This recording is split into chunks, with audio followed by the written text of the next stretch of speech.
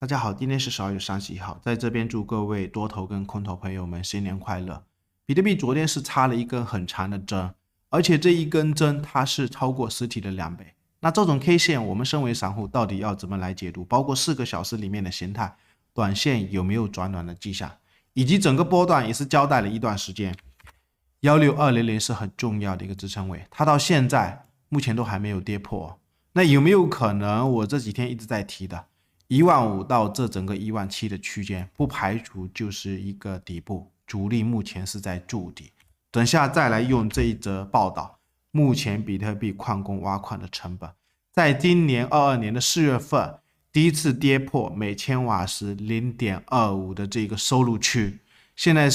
已经是低于比特币矿工挖矿的成本，每千瓦时现在是在0.122，它跟18年当时也是在4月份跌破的时候是非常的像啊。等下我用这一个图形再来跟大家比对一下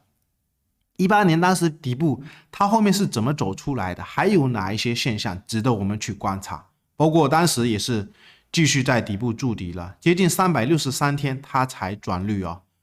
那这个位置现在是在200天，有没有可能还缺100天的时间？当然我个人是没有在挖这个比特币哦。以太坊的矿机早在今年的2月份都全部卖掉。如果有在挖比特币的朋友，也可以在评论区回答一下，目前比特币主流的一些矿机每千瓦时的收入到底在哪一个位置？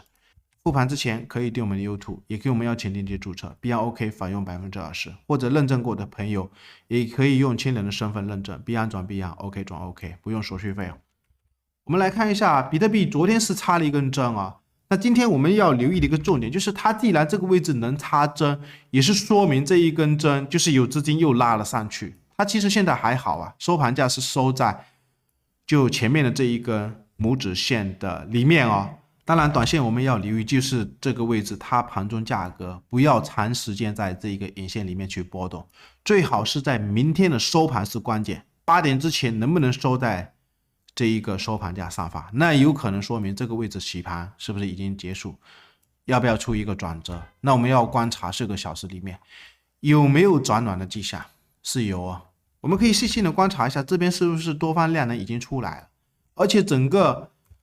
横盘的这一段时间里面，什么时候有看到这么大的一根多方的量能？那我们再观察一下1个小时的形态，是不是也是一个多方的量能？所以昨天在这个低档的位置，这些量能现在是在后悔啊，因为价格是拉到这个上方，有在这个位置空的，我相信应该目前是亏损了，或者是在这个位置卖的一些筹码，现在是在后悔，要不要拉回来再买回来？所以我的观点是，你观察一下它还有没有压回这个位置，大约是在1650附近啊。这个位置如果有压回，你要做多防守就是这个低点。当然，我个人的多单15000的话是一直在啊，它如果真的在往下破，我是准备让它爆仓的，就看它会不会给我爆仓。当然我也不知道什么时候主力会不会拉，就算有10亿或者20亿的资金要去拉这个比特币，有可能就是鸡蛋碰石头。我们可以观察一下它现在的一个区间是在什么情况啊？其实有可能还是在主力在吸筹的阶段，所以如果资金很大的朋友，我的观点是你也可以不断的慢慢去低吸，有低点就是低吸，可以观察一下它现在是已经3个月了，而且60的成本是在这一根啊，1天、2天、3天、4天、5天、6天、7天、8天、9天，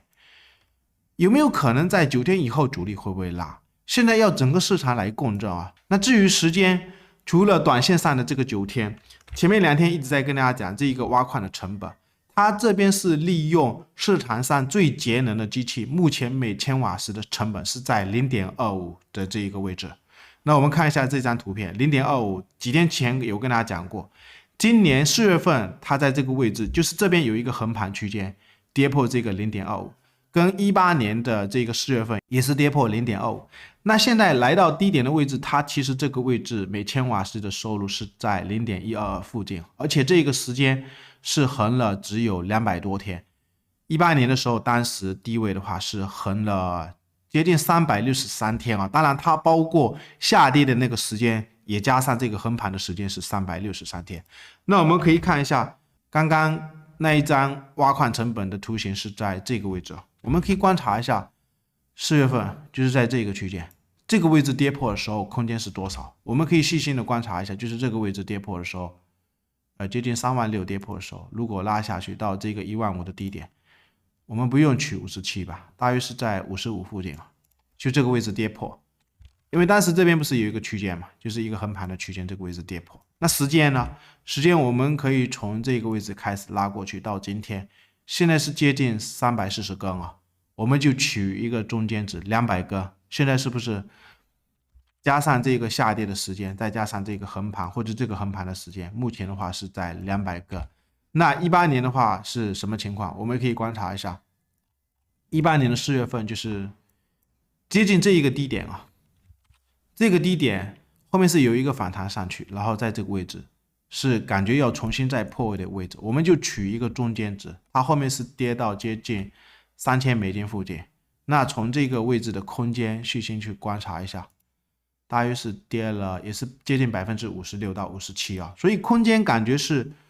跟这个18年是非常的接近，跌破每千瓦是0.25成本时候，比特币是空间又跌了50%以上。那时间呢？时间我们要从哪一个位置开始算？也可以从4月份开始算啊，我们可以从这个位置开始算啊，到这个位置是接近360天左右，因为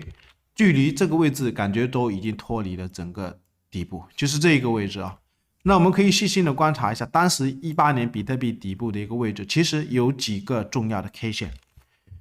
这一组是很重要的一根塔形底，后面是从来都没有跌破。那后面再上去的时候，其实这边也是有一些多方吞噬或者是多方吞噬，它后面这边是又感觉类似一个塔形底，又上去以后这边就再也没有跌破过，后面是这边又走了一个多方的吞噬，我们可以看一下也是没有跌破。那现在底部有哪一些 K 线多方的表态？就这一根是一个插入线，后面是又跌破啊，这个位置是有一个背离，所以这一根也是一个插入线，很强的一个表态。那波段里面这边有一个 N 型也是提了一段时间，就是16000到$16200附近的这一根多方的吞噬，我们短期就观察它，如果要继续横，这个位置不要破就行了。那至于其他的品种我们可以看一下狗狗币啊，狗狗币其实上一次有给大家画的一个通道，就是这个通道，当时是有跟朋友们提过，这个低点到这个低点你连过去，它破通道下边缘的时候，你可以去抄底，有反弹高点就买，有反弹高点就买。那这一次也是一样，其实4个小时里面，它目前也是在下降通道。下降通道，你有低点的通道的时候，你可以逢低吸纳，然后高抛低吸，有高点就尽量给我抛啊。现在是确实是不好做，狗狗币我是有一部分仓位还是套在里面。如果有时间的话，我会选择在这种低点的位置看要不要做高抛低吸。那至于长线为什么选择还是在爆？还是这一点，就是周线里面有跟大家提过几个观点。这一个消息的马斯克收购那一个推特完以后，它这一根周线里面的上涨跟这一根是很像的。上涨以后，它这一个牛熊线是走成一个多方的排列，那目前的位置我们可以细心观察一下，20年它当时也是再跌破，在这一个低档的区间，其实也是有一点重心下移。现在我是感觉跟之前的是很像，所以我是选择一直在抱长线，有可能它目前也是在横向缺少时间啊，就是类似这种位置，它缺少这种横盘的时间，最理想有可能就是这样子横盘，然后未来看有没有上去啊。最后还是一样，可以订我们的 YouTube。